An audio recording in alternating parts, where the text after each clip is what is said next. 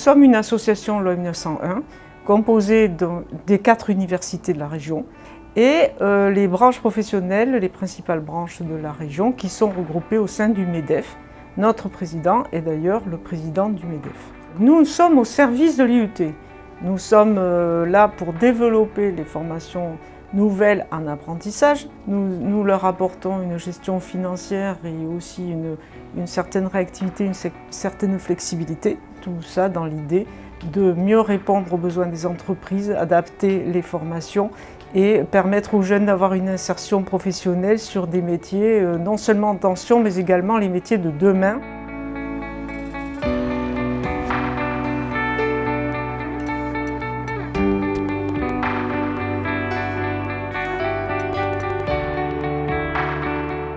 À la base, c'est bien au sein des IUT que tout a commencé, puisque c'est là que se sont développées les premières formations en apprentissage.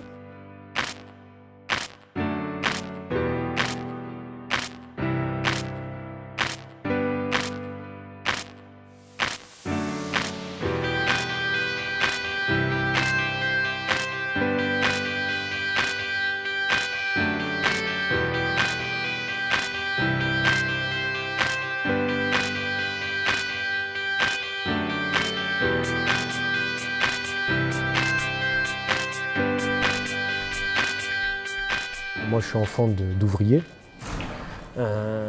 Donc, pour ma famille, pour ma mère, c'était génial puisque c'était de l'apprentissage, rentrer dans le monde professionnel. Puisque les ouvriers passent souvent par la filière apprentissage en CAP, BEP et j'en avais énormément autour de moi. La plupart venaient de ces filières-là. Donc, moi, je faisais de l'apprentissage. Finalement, je rejoignais un petit peu leur parcours. Donc, eux, ils avaient une perception positive. Par contre, si on regarde un petit peu au niveau des cadres, j'en connaissais pas beaucoup à l'époque, voire pas du tout. Donc on va parler des professeurs. Eh bien l'apprentissage à l'époque, et là on remonte 97 à peu près, 96, c'était perçu comme le premier pied dans le monde professionnel. Et donc ça coupait un petit peu les possibilités d'évolution au niveau scolaire pour aller vers des bacs plus 5, etc. Et donc d'ailleurs c'est pour ça que j'ai fait la licence professionnelle. Le diplôme d'ingénierie en réseau informatique, c'était pour avoir un bac plus 3 et pour pouvoir postuler à des postes de cadre. Et d'ailleurs, j'ai su passer cadre très rapidement. Je suis rentrée à l'IUT et j'ai juste participé à une réunion. On était, je pense, une centaine et ils nous ont juste informés de ce cursus.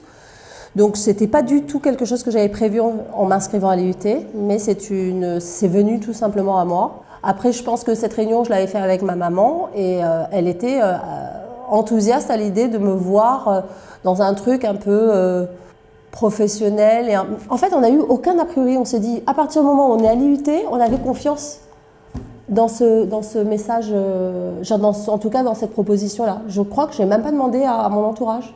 J'étais certaine que c'était OK. Aujourd'hui, en 2020, je côtoie des alternants tous les jours. Notamment, il y a un jeune homme qui est alternant dans mon équipe. Je le considère comme mon égal aujourd'hui. Je l'implique dans les projets, j'ai déjà eu des contacts clients avec lui et il y a ce côté aussi transmission. Et lui, c'est un échange en fait, c'est un win-win parce que lui, qu'est-ce qu'il m'apporte? Il m'apporte son regard nouvelle génération, ce côté plus orienté développement, applicatif et du coup, ça me permet à moi de m'orienter mieux dans ma carrière et dans mon leadership également pour m'orienter vers des domaines, vers des technologies qui seront pérennes pendant 20-30 ans. Je profite de son regard novateur et lui profite de mon expérience. En 2020, on va proposer des nouveaux services aux entreprises parce qu'on veut passer d'une offre standard à quelque chose de vraiment plus individualisé pour chaque entreprise. Donc, des nouveaux services, on va proposer premièrement une aide pour le recrutement de stagiaires, parce que bien sûr il y a l'alternance, mais les entreprises elles peuvent aussi être intéressées par un stage. Deuxièmement, ce qu'on va proposer, c'est un recrutement de profils à haut potentiel, parce qu'il y a beaucoup d'étudiants qui, après l'IUT, poursuivent leurs études en école d'ingénieur ou en école de commerce dans toute la France. Or, les entreprises elles sont à la recherche locale de ces profils qui ne reviennent pas forcément sur la Côte d'Azur. Donc on va mettre ensemble en place un système qui va permettre à les entreprises de les suivre et puis le moment venu quand ils sortent de leur école de les faire revenir pour exercer leur talent sur la Côte d'Azur. Puis enfin, on va aussi proposer de la formation aux salariés, des modules très courts qui correspondent à l'esprit de la réforme de la formation professionnelle qui vient d'être créée. Voilà. Donc beaucoup plus de services et on est à peu près certain de la qualité de ce qu'on va proposer parce qu'on a déjà un service relation entreprise qui marche très bien, qui est très développé. C'est une spécificité de l'Institut. Donc avec tout ça, je pense que les entreprises et les partenaires vont s'y retrouver de plus en plus et encore plus qu'avant dans ce que propose l'Institut de technologie.